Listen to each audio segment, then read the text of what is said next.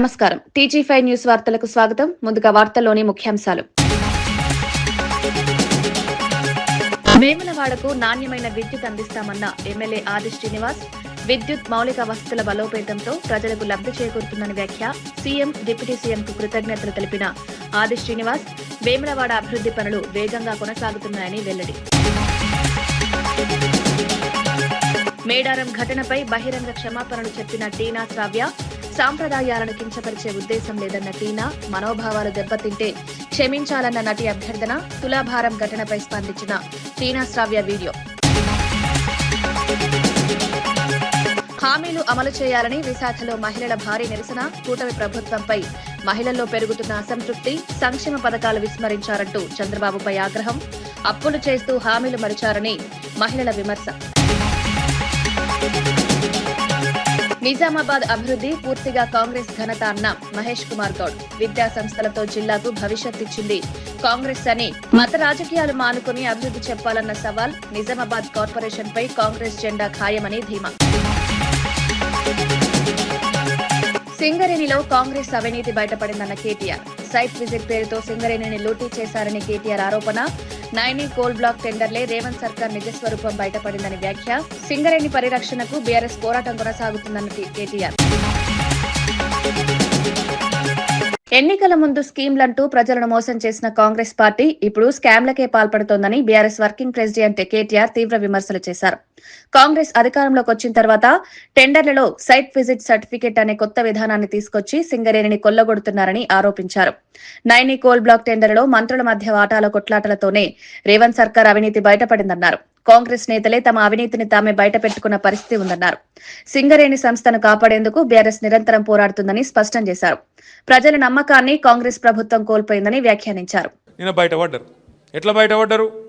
ఏమైందట అంటే అక్కడెక్కడో ఒరిస్సాలో ఏదో బ్లాక్ ఉందట, కోల్ బ్లాక్. ఆ బ్లాక్ నైని అట. ఆ నైని బ్లాక్ కోసం ముఖ్యమంత్రి, ఉప ముఖ్యమంత్రి ఇద్దరు మంచిగా కేకును కోసుకున్నారట. కోసుకుంటే ఇంకో మూడో మంత్రి, ఆయన పేరైంది వెంకటరెడ్డి. వెంకటరెడ్డి వచ్చి అగో మీ ఇద్దరే తింటారా కేకు, నాకు కూడా ఒక ముఖ్యరా అని వెంకటరెడ్డి అడిగినాడు. వెంకటరెడ్డి అడిగితే అగో నువ్వెట్లా అడుగుతావా నువ్వు అని చెప్పి ఆయన మీద ఉప ముఖ్యమంత్రి గారికి దగ్గరగా ఉండే ఛానల్లో ఒక స్టోరీ వేసారు. ఈయన లంగ పనులు చేస్తుండు, దొంగ పనులు చేస్తుండే, ఏదో పనులు చేస్తుండని స్టోరీ వేసారు. వేసేవరకు ఈయన తెల్లారి ప్రెస్ మీట్ పెట్టి కన్నీరు గార్చి ఓహో ఆహా ఆహా ఓహో నేడిసి ఈయన కూడా రజనీకాంత్ లెవెల్లో యాక్టింగ్ చేసి నన్ను కావాలంటే ఇసమిచ్చి చంపుర్రి కానీ ఇట్లా చేయకుండ్రి, నేను చాలా మంచోన్ని అని ఈయన యాక్టింగ్ చేసిండు. చేసే వరకు ముఖ్యమంత్రి ఏం చూసిండు, ఓ ఒక్క దెబ్బకు 2 పిట్టెలు దొరికేటట్టున్నాయి ఇలా అని చెప్పి ఇంకొక పేపర్ ఆయనకు చెప్పి వీళ్ళిద్దరి మీద రాపిచ్చిండు. రాపిచ్చే వరకు ఉప ముఖ్యమంత్రికి మండింది. అగో ఇట్లా చేస్తారు, నన్ను ఇంత మాట అంటావా, నన్ను నేను దోపిడీ చేస్తా అంటున్నావా, నువ్వు దోసుకుంటుందంతా నువ్వు, నీ కుటుంబం, నీ అన్నదమ్ములు, మమ్మల్ని అంటావా అని చెప్పి ఆయన ఉప ముఖ్యమంత్రి తెల్లారి రద్దు చేసి పారేసి. రద్దు చేసినాక ఏమైంది, మన నాయకుడు హరీష్ రావు గారు ఆయన ప్రెస్ మీట్ పెట్టిండు. అరే ఇది ఒకటే ఎట్లా రద్దు చేస్తావురా భయ్, మరి అన్ని ఇవన్నీ ఉన్నాయి, ఇవన్నీ కూడా రద్దు చేయని పెట్టిండు సింగరేణిలో. ఇప్పుడు ఇక కుడితిలో వాడు ఎలక లెక్క కొట్టుకుంటారు ఎక్కడోడు అక్కడ. ఒకటి స్విట్జర్లాండ్ వీకిండు, ఇంకోటి అటేటో వేయండు, ఇంకోటి ఇటేటో వేయండు, కానీ ఎవ్వడు తేలుగుట్టిన దొంగలేలు ఒక్కడు మాట్లాడతలేడు నిన్నటి నుంచి. ఏంద్రాబాయ్ అంటే ఇక డైవర్షన్ గేమ్ ఆడాలి. అక్కడ అట్లా మాట్లాడగానే దొరికిరుగా దొంగలు, ఇక వెంటనే నోటీస్, నడు హరీష్ రావు నువ్వు పోలీసుల ముంగట కూర్చో. దేనికి రాబాయి కూర్చున్నాడు అంటే 2 ఏళ్ళకి అదేదో కార్తీక దీపం మీద సీరియల్ ఉంటుంది, దాని లెక్క నడుతుంది కథ. అది ఒడవది తెగది, రోజు ఒకటే కథ ధారావాహిక.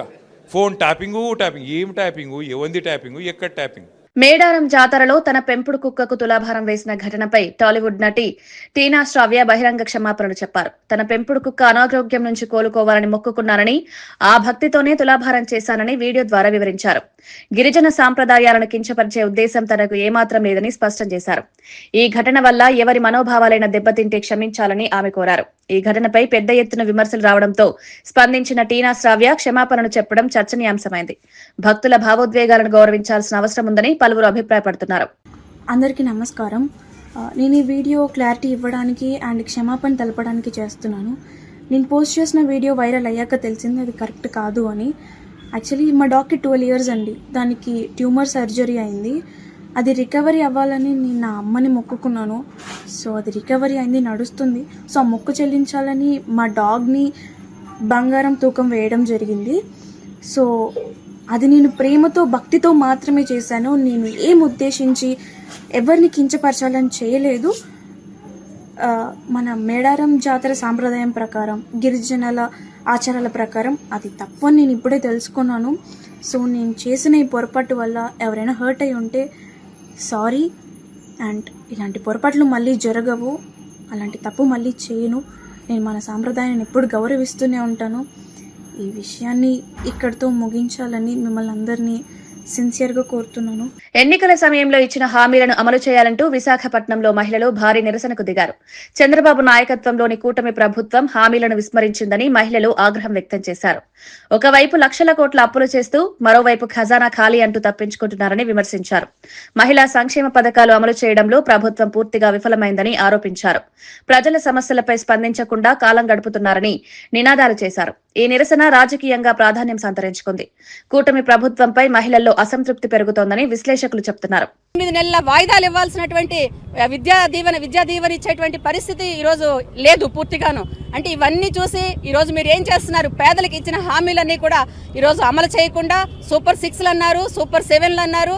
ఏ ఒక్కటి కూడా అమలు అవుతున్నటువంటి పరిస్థితి ఈ రోజు రాష్ట్రంలో లేదు. మేము ఒకటే ఈ రోజు ప్రజల తరపున, పేద ప్రజల తరపున, నిరుద్యోగుల తరపున మేము చెప్తున్నది ఒకటే: పేదలకు అన్యాయం చేస్తే చూస్తూ ఊరుకోము. మీకు చేత కాకపోతే గద్దె దిగండి. ఏది చేయకుండా విద్యా కానుక లేదు, విద్యా దీవెన లేదు. అసలు ఏదైతే నిరుద్యోగ వృత్తి ప్రతి నెల 3,000 ఇస్తామన్నారో అది ఇవ్వడం లేదు. అంటే మీరు గవర్నమెంట్లోకి రావడానికి మొత్తం ఇష్టం వచ్చిన హామీలన్నీ చెప్పి జగన్మోహన్ రెడ్డి గారు అలాగ అబద్ధపు మాటలు చెప్పలేదు కాబట్టి ఈరోజు మేము ఇలా ఉన్నాం. మీరు ఇష్టం వచ్చినన్ని మాటలు చెప్పి ఈరోజు గవర్నమెంట్లోకి వచ్చి ఇలాంటి వార్తలు రాయించి మీరు తీసుకున్నప్పుడు ఏం చేస్తున్నారో తెలియట్లేదు. ఎవరి జోబుల్లోకి వెళ్తున్నాయో. గ్యాస్ సిలిండర్ అన్నారు, గ్యాస్ సిలిండర్ లేదు, ఏమీ లేదు, అది కూడా తుస్సుమనింది. ఇలాగ అనేక తప్పులు చేస్తున్నారు. ఖచ్చితంగా రానున్న రోజుల్లో ప్రజలు మీకు బుద్ధి చెప్పి 29లో మళ్ళీ జగన్మోహన్ రెడ్డి గారు వచ్చాక మళ్ళీ రాష్ట్రాన్ని మేము ఒక మంచి బాటలోకి తీసుకెళ్తాం. నిజామాబాద్ జిల్లా రూపురేఖలను మార్చిన ఘనత పూర్తిగా కాంగ్రెస్ పార్టీదేనని టీపీసీసీ అధ్యక్షుడు మహేష్ కుమార్ గౌడ్ అన్నారు. జిల్లాకు మెడికల్, ఇంజనీరింగ్, వ్యవసాయ కళాశాలలను తీసుకువచ్చి వేలాది మంది విద్యార్థుల భవిష్యత్తుకు బాటలు వేసిందని పేర్కొన్నారు. ఈ అభివృద్దే కాంగ్రెస్ ప్రభుత్వానికి సాక్ష్యమన్నారు. బీజేపీ నేతలు దేవుడి పేరుతో రాజకీయాలు చేయడం మానుకోవాలని హితవు పలికారు. మత విద్వేషాలు రెచ్చగొట్టి ఓట్లు అడగడం కాకుండా జిల్లాకు ఏం చేశారో చెప్పాలని సవాల్ విసిరారు. రానున్న ఎన్నికల్లో నిజామాబాద్ మున్సిపల్ కార్పొరేషన్ పై కాంగ్రెస్ జెండా ఎగురవేయడం ఖాయమని ధీమా వ్యక్తం చేశారు. కేవలం దేవుడి పేరు మీద కదా గెలిచింది. దేవుడు సెంటిమెంట్ పెట్టుకుని గెలిచి పనిచేసే కాంగ్రెస్ నాయకులను విమర్శిస్తే ప్రజలు ఊరుకోరు గాక ఊరుకోరు. నిజామాబాద్ పీఠం కాంగ్రెస్ జెండా ఎగరవేస్తాం. దమ్ము, ధైర్యం ఉంది, పనిచేసే సత్తా ఉంది మాకు. ఇచ్చిన వాగ్దానాలను పూరిస్తా ఉన్నాం. నిజామాబాద్ కి ఇంజనీరింగ్ కళాశాల తీసుకొచ్చాం, 30 ఏళ్ల కళ. వ్యవసాయ కళాశాల తీసుకొచ్చాం. దాదాపు 600 కోట్ల రూపాయల విలువ చేసేటువంటి హ్యామ్ రోడ్లు తీసుకొస్తా ఉన్నాం. ఈ జిల్లాకి యూనివర్సిటీ తెచ్చిన ఘనత కాంగ్రెస్ పార్టీది. రాజశేఖర రెడ్డి గారి హయాంలో తెలంగాణ యూనివర్సిటీ వచ్చింది. బీఆర్ఎస్ కాల హయాంలో ఏదైనా వచ్చిందా? కొన్ని బీఆర్ఎస్ నాయకులు ఇక్కడ గెలిచేమన్నా తెచ్చారా జిల్లాకి? నిజామాబాద్ నగర ప్రజలు ఏమన్నా ఊరికే మోసపోయే ప్రజలా?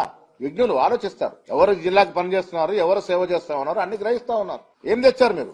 నిజామాబాద్ జిల్లాకి మెడికల్ కళాశాల తీసుకొచ్చిన ఘనత కాంగ్రెస్ పార్టీది. రాజశేఖర రెడ్డి గారు, రోషా గారు, కిరణ్ కుమార్ రెడ్డి గారు ముఖ్యమంత్రి ఉన్నప్పుడు మెడికల్ కళాశాల వచ్చింది. రాజశేఖర రెడ్డి గారు ముఖ్యమంత్రి ఉన్నప్పుడు తెలంగాణ యూనివర్సిటీ వచ్చింది. ఇలా రేవంత్ రెడ్డి గారు ముఖ్యమంత్రి ఉన్నప్పుడు అగ్రికల్చర్ కళాశాల వచ్చింది, ఇంజనీరింగ్ కళాశాల వచ్చింది, పాలిటెక్ కళాశాల ఆధునికరించాం. ఏం చేస్తే ఓట్లాడుతారు మీరు? అరే ఇలా బీదవారికి పనిచేస్తుంది కాంగ్రెస్. నాణ్యమైన విద్యుత్ సరఫరా కోసం ప్రభుత్వం అనేక చర్యలు చేపడుతోందని వేములవాడ ఎమ్మెల్యే విప్ ఆది శ్రీనివాస్ తెలిపారు. వేములవాడ నియోజకవర్గ అభివృద్ధికి సహకరిస్తున్న ముఖ్యమంత్రి రేవంత్ రెడ్డి, ఉప ముఖ్యమంత్రి భట్టి విక్రమార్క, ఇన్ఛార్జ్ మంత్రి తుమ్మల నాగేశ్వరరావు, మంత్రి అడ్లూరి లక్ష్మణ్ కు కృతజ్ఞతలు తెలిపారు. విద్యుత్ మౌలిక వసతుల బలోపేతంతో రైతులు, ప్రజలకు లబ్ధి చేకూరుతుందన్నారు. నియోజకవర్గంలో అభివృద్ధి పనులు వేగంగా కొనసాగుతున్నాయని పేర్కొన్నారు. తెలియజేస్తూ నాణ్యమైన కరెంటు అందివ్వడానికి, లో వోల్టేజ్ సమస్యలు తీర్చడానికి చేపట్టే కార్యక్రమంలో భాగంగా అదేవిధంగా వేముల నియోజకవర్గంలో ఈ 3 మండలాలు కలుపుకుంటే 12 ప్రాంతాల్లో కూడా సబ్ స్టేషన్లు వారు అడగగానే లో వోల్టేజ్ సమస్య ఉందంటే ఇవ్వడం జరిగింది. ఈ సందర్భంగా ఆ అంశంలో కూడా వారికి ప్రత్యేకంగా ధన్యవాదాలు తెలియజేస్తూ మరి ధర్మపూర్ లక్ష్మీనరసింహస్వామి చెంతన ఉన్నాం, పాదాల చెంతన. నా నియోజకవర్గం రాజన్న పాదాల చెంతన నా నియోజకవర్గంలో దక్షిణ కాశీగా పేరుగాంచిన ఆలయాన్ని కూడా అభివృద్ధి పత్రంలో తీసుకుని పోనున్నప్పుడు గౌరవ ముఖ్యమంత్రి రేవంత్ రెడ్డి గారు, భట్టి విక్రమార్క గారు, తుమ్మల నాగేశ్వరరావు, లక్ష్మణ్ కుమార్ గారు కూడా అప్పుడు విప్పు ఉండ్రి వారి సహకారం, అందరి గౌరవ ఎమ్మెల్యే సహకారం తీసుకొని భట్టి విక్రమార్క గారిని మొదటిసారి కలిసినప్పుడు 50 కోట్లు 2023-24 బడ్జెట్లో పెట్టడం, వారి సహకారం సంపూర్ణంగా ఉండాలని చెప్పి ఈ వేదిక ద్వారా భట్టి విక్రమార్క గారిని, అదేవిధంగా జిల్లా ఇన్ఛార్జ్ మంత్రి వాళ్ళు తుమ్మల నాగేశ్వర గారిని కూడా కోరుతూ మాకు సహకారం మా నియోజకవర్గానికి అందిస్తున్న సందర్భంలో ఈ వేదిక ద్వారా మరోసారి వారికి ధన్యవాదాలు తెలియజేస్తూ దేశంలోనే తెలంగాణ రాష్ట్రం ఆదర్శంగా నిలిచేలా ప్రజాప్రభుత్వం పనిచేస్తోందని మంత్రి తుమ్మల నాగేశ్వరరావు అన్నారు. ఆర్థిక సవాళ్లు ఉన్నప్పటికీ ముఖ్యమంత్రి రేవంత్ రెడ్డి, ఉప ముఖ్యమంత్రి భట్టి విక్రమార్క నాయకత్వంలో అన్ని శాఖలను సమన్వయం చేస్తూ ప్రభుత్వం ముందుకు సాగుతోందన్నారు. వ్యవసాయం, మార్కెటింగ్, సహకార రంగాలు, చేనేత, టెక్స్టైల్స్ విభాగాల్లో సంస్కరణలు అమలు చేస్తున్నామన్నారు. ప్రజల అవసరాలకు అనుగుణంగా విధానాలు రూపొందిస్తున్నామని పేర్కొన్నారు. సంక్షేమం, అభివృద్ధి రెండింటినీ సమపాళ్లలో అమలు చేయడమే ప్రభుత్వ లక్ష్యం. కాంగ్రెస్ ప్రభుత్వం ప్రజల పక్షాన నిలబడి పనిచేస్తోందని తుమ్మల స్పష్టం చేశారు. ఈ వ్యాఖ్యలు రాజకీయంగా ప్రాధాన్యం సంతరించుకున్నాయి. వీళ్ళు 2 లక్షల రుణమాఫీ అన్నారు, యాడున్నాయి, మనమంతా సున్నా చేసి పెట్టాం కదా, ఇవ్వలేరులే, దాని గురించి మనం దెబ్బలాడదాం అనుకున్నారు. పాపం ఆయన ఎక్కడ తెచ్చిండో ఎట్లా తెచ్చిండో భగవంతుడికి తెలియాలి. 2 లక్షలు అంటే 2 లక్షలు. బ్యాంకుల్లో పంట రుణాలు తీసుకున్నటువంటి ప్రతి రైతుకి రుణమాఫీ చేసినటువంటి ఘనత భారతదేశంలో రేవంత్ రెడ్డి గారి ప్రభుత్వం అని చెప్పి కూడా మీకు ఈ సందర్భంగా మనం చేస్తున్నాం. 70 లక్షల మంది రైతులకు ఇచ్చినటువంటి ఏకైక ప్రభుత్వం భట్టి గారు, రేవంత్ రెడ్డి గారి ఆధ్వర్యంలో జరిగిందని చెప్పి మీకు ఈ సందర్భంగా మనం చేస్తున్నాం. ఇంకా ధాన్యం కొనుగోలు మీరు చూస్తున్నారు. మీరు ఎన్ని లక్షల టన్నులు ధాన్యం పండించినా కొనగల శక్తి తెలంగాణ రాష్ట్రానికే ఉంది. ఈనాడు భారతదేశంలో అత్యధికంగా వరి పండించేటటువంటి రాష్ట్రం తెలంగాణ రాష్ట్రం, రేవంత్ రెడ్డి గారి రాష్ట్రం. ఎన్ని వందల వేల కోట్ల రూపాయలైనా సరే వెనకాడకుండా ఈ ప్రభుత్వం భట్టి గారి యొక్క సహకారం. పిన్నెలిలో హత్యకు గురైన సాల్మాన్ కుటుంబ సభ్యులు మాజీ సీఎం వైఎస్ జగన్మోహన్ రెడ్డిని కలిశారు. వారి కుటుంబానికి అన్ని విధాలుగా అండగా ఉంటారని జగన్ హామీ ఇచ్చారు. పల్నాడు జిల్లాలో హత్య రాజకీయాలు తప్ప కూటమి ప్రభుత్వం చేస్తుందేమీ లేదని మాజీ ఎమ్మెల్యే కాసు మహేష్ రెడ్డి విమర్శించారు. బాధిత కుటుంబాలకు న్యాయం చేయడంలో ప్రభుత్వం విఫలమైందన్నారు. ప్రజాస్వామ్యంలో హింసకు తావులేదని, నేరస్తులను కఠినంగా శిక్షించాలని డిమాండ్ చేశారు. వైసీపీ బాధితుల తరపున పోరాటం కొనసాగిస్తోందని తెలిపారు. ఈ భేటీ రాజకీయంగా చర్చకు దారితీసింది. మళ్ళీ అందరం కలిసి వస్తాం సార్ ఒక రోజున మీ దగ్గరికి. ఆ రోజున గ్రామంలో పోయేటప్పుడు పెద్ద దిక్కుగా మిమ్మల్ని తీసుకొని పోతామని వాళ్ళు చెప్పడం జరిగింది జగన్మోహన్ రెడ్డి గారికి. అందుకే రేపు ఆదివారం సాల్మన్ గారి దినం ఎమ్మెల్యేలు, ఎక్స్ఎమ్మెల్యేలు, ఎమ్మెల్సీలు వచ్చి ఘనంగా నివాళులు అర్పించబోతున్నారు. ఇందాక నేను చెప్పినట్టు అనేక దాడులు, ఈ రోజు ఇప్పుడు నేను మీతో మాట్లాడుతున్నప్పుడు కూడా రామాపురం ఎంపీటీసీ వెంకటరెడ్డిని దారుణంగా చంపబోయారు. హాస్పిటల్లో అడ్మిట్ అయ్యాడు. ఇప్పుడు అక్కడికే నేరుగా పోతున్నాం. ఇలా రోజుకొక దాడి మీరు చూస్తున్నారు. పాపం వడేరాజుల బిడ్డ నాగరాజు నా ముందే ఉన్నాడు. చూడండి అసలు ఆ కాలు ఎలా చేశారు, జీవితం నాశనం చేశారు. ఇంతకు తెప్పితే అక్కడ ఉన్న ఎమ్మెల్యే ఎరపతినేని శ్రీనివాసరావు గారు చేస్తుంది ఏమైనా ఉందా? ఒక్కటన్నా మేము 25 కోట్లు విలువ చేసే స్థలంలో మున్సిపల్ ఆఫీసు కడితే దాన్ని మళ్ళీ ప్రారంభించడం తప్పితే ఫౌంటైన్ పెట్టి, మేమేమో బిల్డింగ్లు కట్టి ప్రారంభిస్తే వాళ్ళు ఒక ఫౌంటైన్ పెట్టి మంత్రిని తెచ్చి ప్రారంభిస్తున్నారు. ఇది వాళ్ళు చేసేది. మేము తీసుకొచ్చిన జానపాడు బ్రిడ్జిని మళ్ళీ పునాది రాయేయటం, అంతకుమించి ఏమీ లేవు. విచిత్రం ఏంటంటే వైఎస్ఆర్సీపీ నాయకులు ఒక 300-400 కుటుంబాలు బయట ఉంటే చాలా మంది ఆ గ్రామంలో ఉన్న ప్రజలు, చివరికి కొంతమంది తెలుగుదేశం సామాన్యులు కూడా ఊరు బయట వెళ్ళిపోయారు. ఎందుకంటే పని లేదు, పొలాలు అయినట్లా. వ్యాపారస్తులు కూడా గ్రామం వదిలిపెట్టి వెళ్ళిపోతున్నారు. వాళ్ళోళ్ళు కూడా చిన్నప్పుడు వినేవాళ్ళం, పాము తన గుడ్లను తానే తినిద్దంట. అట్టుంది తెలుగుదేశం వాళ్ళు చేసేది. తప్పు చేసిన వాడు ఎవరైనా కావచ్చు, అది అధికారులతో సహా. ఇప్పుడు అదే చెప్పారు జగన్మోహన్ రెడ్డి గారు వీళ్ళకి. కేవలం తప్పు చేసిన నాయకులనే కాదు, ఈసారి తప్పు చేసిన అధికారులకు కూడా శిక్షలు పడేటట్టు చేయబోతోంది వచ్చే జగన్మోహన్ రెడ్డి గారి ప్రభుత్వం. తప్పకుండా హైకోర్టులో, హ్యూమన్ రైట్స్లో, ఎస్సీ ఎస్టీ కమిషన్లో మా పోరాటం కొనసాగుతుంది. త్వరలోనే తీర్పు వచ్చిన వెంటనే, పంటలన్నీ చేతికొచ్చిన వెంటనే అందరూ కూర్చొని మాట్లాడుకొని ఓ రోజున చలో పిన్నెల్లి ఉంటుంది. జగన్మోహన్ రెడ్డి గారి నాయకత్వంలో మళ్ళీ అందరూ తమ తమ ఇళ్లకెళ్ళి ప్రశాంతమైన వాతావరణంలో ఎవరి పని. తమిళనాడులో ఎక్కడ పడితే అక్కడ మద్యం అమ్మకాలు జరుగుతున్నాయని బీజేపీ నేత ఖుష్బూ సుందర్ ఆరోపించారు. స్టాలిన్ ప్రభుత్వాన్ని దించాల్సిందేనని తీవ్ర వ్యాఖ్యలు చేశారు. అయితే అదే సమయంలో ఆంధ్రప్రదేశ్లో ఎన్డీఏ ప్రభుత్వం కూడా ఇదే విధానాన్ని అనుసరిస్తోందంటూ విపక్షాలు ప్రశ్నిస్తున్నాయి. మద్యం అమ్మకాల ద్వారా ప్రభుత్వాలు ఆదాయంపై దృష్టి పెట్టి ప్రజారోగ్యాన్ని విస్మరిస్తున్నాయని విమర్శలు వస్తున్నాయి. మహిళలు, యువతపై మద్యం ప్రభావం తీవ్రంగా ఉంటోందని సామాజిక కార్యకర్తలు ఆందోళన వ్యక్తం చేస్తున్నారు. మద్యం విధానాలపై దేశవ్యాప్తంగా చర్చ కొనసాగుతోంది. ఖుష్బూ వ్యాఖ్యలు రాజకీయంగా దుమారం రేపుతున్నాయి. டாஸ்மாக் மட்டும் நாங்க நம்பி இருக்க மாட்டோம்னு ஏன் சொல்ல மாட்டேங்கிறாங்க? எத்தனை தாய்மார்கள் கம்ப்ளைண்ட் பண்ணிருக்காங்க, எத்தனை டெய்லி நம்ம இந்த மாதிரி பிரச்சனைகள் பார்த்துட்டு தான் இதுக்கு முதலமைச்சர் தான் பதில் சொல்லுவாங்க. மகளிருக்கு ஆல்ரெடி திமுக வந்து 1000 ரூபாய் வந்து மாதம் கொடுத்துருக்கு. எப்பல இருந்து நான் கேக்குறேன் எப்பன்னு எத்தனை நாளா கொடுத்துட்டு இருக்காங்க. இந்த வருஷம் அவங்க கிளம்புவாங்க. திமுக காங்கிரஸ்க்கு இருக்கிற ஒரே வேலை, நாங்க ஏதாவது வந்து எதிர்ப்பு தெரிய வைக்கணும். அது மக்களுக்கு சரியா இருக்கோ இல்லையோ, நம்மளுடைய தமிழகத்துக்கு கரெக்டா இருக்கோ இல்லையோ, நம்ம வந்து நியூஸ்ல இருக்கணும். நியூஸ்ல இருக்கிறதுக்கு நாங்க வெளிநடைப்படுவோம்னு சொல்லிட்டு வெளியில போயிட்டே இருப்பாங்க. பிரதமர் மேலேயும் நாங்க வழக்கு போடணும். కూటమి ప్రభుత్వానికి మిగిలింది మూడేళ్లేనని మాజీ సీఎం వైఎస్ జగన్ వ్యాఖ్యానించారు. మరో ఏడాదిన్నర ఆగితే తాను కూడా పాదయాత్ర చేస్తారని ప్రకటించారు.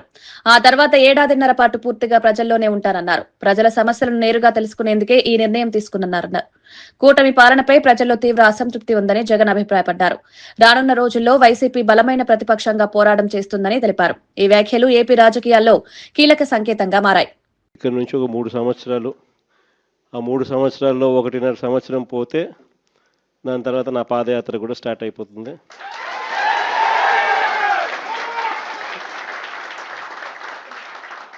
దాని తర్వాత మరో 1.5 సంవత్సరం నేను కూడా ప్రజలతోనే రోడ్ల మీదే ప్రజల్లోనే మమేకమవుతూ ఆ ప్రయాణం కొనసాగుతుంది. ఇది మరీ ముఖ్యంగా ఎందుకు చెప్పాల్సి వస్తూ ఉంది అంటే, ఈరోజు పరిపాలన చాలా అంటే చాలా అన్యాయంగా జరుగుతూ ఉంది. రెడ్ బుక్ రాజ్యాంగంతో ఎక్కడా కూడా ఎవరినైనా కూడా ఏమంటే అది నేను చేసేయచ్చు అని ఖండకావరంతో ఈరోజు పరిపాలన సాగిస్తూ ఉన్నారు. పాలనంతా కూడా అబద్ధాలు, మోసాలు. ఆ అబద్ధాలు ఆడుతున్నావయ్యా, మోసం ఎందుకు చేస్తున్నావయ్యా అని చెప్పి గట్టిగా నిలదీస్తే రివర్స్ ఉల్టా కేసులు పెడతా ఉన్నారు. పోలీసులను పంపిస్తూ ఉన్నారు. పోలీసు వ్యవస్థ ఎప్పుడు చూడని విధంగా దుర్వినియోగం అయిపోయిన పరిస్థితులు మొట్టమొదటిసారిగా. సిట్ విచారణకు ముందు అందరూ ఒకే మాటపై కూడా బలుక్కున్నారని సామ రామ్మోహన్ రెడ్డి అన్నారు. కేసును సుప్రీంకోర్టు కొట్టివేసిందని ప్రజలను నమ్మించే ప్రయత్నం చేశారని ఆరోపించారు. సుప్రీంకోర్టు కొట్టివేసిన కేసు వేరు, హరీష్ రావును విచారణకు పిలిచిన కేసు వేరని స్పష్టం చేశారు. ఈ విషయాన్ని హైదరాబాద్ పోలీసులు విడుదల చేసిన ప్రెస్ నోట్లో కూడా పేర్కొన్నారని తెలిపారు. వాస్తవాలను వక్రీకరించి ప్రజలను తప్పుదోవ పట్టిస్తున్నారని విమర్శించారు. చట్టపరమైన అంశాలను ప్రజలు గమనించాలని సూచించారు. అదొక ఇండివిజువల్ చక్రధర్ గౌడ్ వేసినటువంటి ఇండివిజువల్ కేసు దాని మీద హైకోర్టు ఆ యొక్క ఎఫ్ఐఆర్ని క్వాష్ చేస్తే దాన్ని సుప్రీంకోర్టుకు పోతే అక్కడ మరి అది దాన్ని హైకోర్టు నిర్ణయాన్ని అప్పీల్ చేసినటువంటి దాన్ని దీనికి ఆపాదించి మాట్లాడుతుండు. సేమ్ కవిత ఎట్లయితే బయటకు వచ్చి పాప ఆమె యొక్క ఆవేదనని చెప్పుకుంటుందో ఈయన లోపలికి వచ్చి చెప్పుకుంటాడు. కాకపోతే లోపల చెప్పినటువంటి దానికి భిన్నంగా బయటకు వచ్చి డ్రామా చేసే అలవాటు ఉంది. కాబట్టి నేనే పోలీసు వాళ్ళని ప్రశ్నించిన, నేనే ఉల్టా సవాళ్ళు విసిరినా, నేను ఆ డీజీపీని రమ్మన్నా, పాత డీజీపీని రమ్మన్నా అని ఏదో కొత్త కహానీలు చెప్పనీకే కథలు అల్లేటటువంటి ప్రయత్నాలు చేసిండ్రు. అప్పటి నుంచి ఉంటున్నటువంటి నిబంధనలను ఈరోజు మేము పాటిస్తున్నప్పటికీ కొత్తగా తీసుకొస్తున్నామని చెప్పి అబద్ధాలు చెప్తూ మా మీద బురద చల్లేటటువంటి ప్రయత్నాలు చేస్తున్నాం. మీరు 3% తప్పుపట్టేటటువంటి కేసీఆర్, కేటీఆర్, హరీష్ రావు గారు మరి ఈ 36% మీరేమంటారు, 17% మీరేమంటారు, 8, 9 లెక్క పెట్టుకుంటూ పోతే సుమారు 20 టెండర్లు మరి ప్లస్లో ఉంటున్నటువంటి దానికి మీరు ఏం జవాబులు చెప్తారో చెప్పురి. దీని మీద మీరు వివరణ కాదు, అమరవీరుల స్థూపం కాడికి చర్చకు వస్తామన్నా మేము సిద్ధంగానే ఉన్నాం. కానీ ఈ దరిద్రపు రాజకీయాలు దయచేసి బంద్ చేయండి. తెలంగాణ ప్రజలకి నిజాలతోటి ప్రతిపక్షంలో ఉన్నప్పుడు కనీసం ఆ బాధ్యతతోటి వ్యవహరించురే తప్ప ఈ చిల్లర రాజకీయాలతోటి జస్ట్ మా మీద బురదయాలు కాబట్టి ప్రజలని పక్కదారి పట్టించేటటువంటి నీచపు రాజకీయాలకు మాత్రం మీరు ముందుకు సాగొద్దని చెప్పి ఒకసారి సవినయంగా విజ్ఞప్తి కూడా చేసుకుంటూ, మీకు చిత్తశుద్ధి ఉంటే విచారణ కోసం అడగండి, విచారణ జరిపిస్తాం. లేదు మా మీద నమ్మకం లేదు, ఇంకా చిత్తశుద్ధి గిట్ట మీకు ఉండుంటే పోయి నరేంద్ర మోడీ గారి ముంగట కిషన్ రెడ్డి గారి మీద చెప్పుర్రి, మొత్తం కోయిలరీస్ మీద చెప్పుర్రి, ఎంక్వైరీ జరిపించమని అడుగుండ్రి, మేము సిద్ధంగా ఉన్నాం. సింగరేణి వ్యవహారంపై రాష్ట్ర ప్రభుత్వం ముందుకొస్తే సీబీఐ దర్యాప్తు అంశం కేంద్రం పరిశీలిస్తుందని కేంద్ర మంత్రి జి కిషన్ రెడ్డి తెలిపారు. సింగరేణి టెండర్లలో జరుగుతున్న అవకతవకలపై స్పష్టత రావాల్సిన అవసరం ఉందన్నారు. అవినీతిపై ఆరోపణలు వస్తున్నప్పుడు నిష్పక్షపాత విచారణ జరగడం ప్రజాస్వామ్యానికి అవసరమని వ్యాఖ్యానించారు. రాష్ట్ర ప్రభుత్వం కోరితే కేంద్ర సంస్థల ద్వారా దర్యాప్తుకు ఎలాంటి అభ్యంతరం లేదన్నారు. సింగరేణి తెలంగాణకు కీలకమైన సంస్థ అని, దాని పరిరక్షణ అందరి బాధ్యత అని స్పష్టం చేశారు. ఈ వ్యాఖ్యలు రాష్ట్ర రాజకీయాల్లో చర్చకు దారితీశాయి. సింగరేణి అంశం మరింత వేడెక్కే అవకాశాలు కనిపిస్తున్నాయి. సింగరేణిని విధ్వంసం చేస్తా ఉన్నాయి. ఎంతసేపు తమ అవినీతి అక్రమాలకు సింగరేణి ఒక బంగారు బాతుగా వాడుకుంటూ మరి సింగరేణి కార్మికుల రక్తాన్ని, సింగరేణి కార్మికుల చెమటను దోచుకుంటున్న విషయాన్ని కూడా ఈ సందర్భంగా మనియేస్తా ఉన్నాను. దానికి ట్రాన్స్పోర్ట్ ఉందా, క్లియరెన్సెస్ ఉన్నాయా, కనెక్టివిటీ ఉందా తెలియకుండా మరి టెండర్లో పాల్గొంటే టెండర్ల ప్రక్రియ పూర్తయిన తర్వాత అటు ప్రభుత్వానికి గాని ఇటు కంపెనీలకు గాని ఇబ్బందులు వస్తాయి. దాని కారణంగా కోల్ ప్రొడక్షన్ లేట్ అవుతుందన్నటువంటి దృక్పథంతో కేంద్ర ప్రభుత్వము సైట్ విజిట్ చేసి సెల్ఫ్ డిక్లరేషన్ చేయాలని నిబంధన పెట్టాం. దానికి సెల్ఫ్ డిక్లరేషన్ బదులు సింగరేణి ఈరోజు సర్టిఫికెట్ ఇస్తుంది అనేటువంటి నిబంధన పెట్టి వాళ్ళకు నచ్చిన వాళ్ళకే విజిట్ సర్టిఫికెట్ ఇచ్చినట్టు మిగతా వాళ్ళకి ఇవ్వకుండా ఉండేటట్టు ఇందులో అనేక రకాల ఆరోపణలు ఈరోజు పత్రికల్లో ప్రచార సాధనాల్లో వస్తూ ఉన్నాయి. సిబిఐ దర్యాప్తు చేయడానికి రాష్ట్ర ప్రభుత్వం ముందుకు వస్తే, రాష్ట్ర ప్రభుత్వం ప్రతిపాదిస్తే తప్పకుండా ఈ విషయంలో కేంద్రం పరిశీలిస్తుందనే విషయాన్ని ఈ సందర్భంగా మనవిస్తున్నాం. ఒక్క నైని కోల్ బ్లాక్ కాదు, యావత్తు సింగరేణిలో జరుగుతున్నటువంటి అక్రమాల మీద చర్చ జరగాల్సిన అవసరం. సింగరేణి భవిష్యత్తును రక్షించుకున్నటువంటి దృక్పథంలో సింగరేణి కార్మికుల యొక్క భవిష్యత్తును రక్షించే విషయంలో పూర్తి స్థాయిలో దర్యాప్తు జరగాల్సినటువంటి అవసరం ఉందని చెప్పి నేను కేంద్ర మంత్రిగా భావిస్తా ఉన్నాను. కాకినాడ జిల్లా కోటనందూరు మండలం అల్లిపూడిలో జరిగిన టీడీపీ కార్యకర్త లాలం బంగారయ్య హత్య కేసులో పోలీసులు 12 మంది నిందితులను అరెస్ట్ చేశారు. వైసీపీ శ్రేణుల దాడిలో బంగారయ్య ప్రాణాలు కోల్పోయారని పోలీసులు తెలిపారు. ఈ నెల 16న జరిగిన ఈ ఘటనలో మరో 2 తీవ్రంగా గాయపడ్డారు. నిందితులను రోడ్డుపై నడిపించుకుంటూ తీసుకువెళ్లి తునిలో కోర్టులో హాజరుపరిచారు. పార్టీల మధ్య ఆధిపత్య పోరులో భాగంగానే ఈ హత్య జరిగిందని పోలీసులు వెల్లడించారు.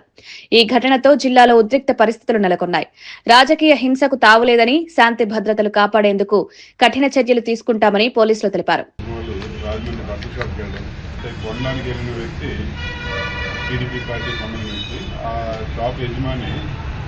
ఈయన అల్లిపూడి నుంచి వచ్చాడని చెప్పేసి గ్రామంలో ఒక వ్యక్తికి, అల్లిపూడి సంబంధించిన వ్యక్తి మీ ఊరి నుంచి పట్టకొండకి వచ్చారని చెప్పడం చెప్తే, ఇటు నుంచి ఎవరైతే అల్లిపూడి నుంచి మాట్లాడి చెప్తున్నాడో ఆయన మనందరూ కూడా వైఎస్ఆర్సీపీ సంబంధించిన వారు, వాళ్ళు తెలుగుదేశం, వాళ్ళకేం మనం తీసుకోవడం ఇవ్వట్లేదు, వాళ్ళు మనవాళ్ళు కాదని చెప్పి చెప్పడం అది ఒక కారణం.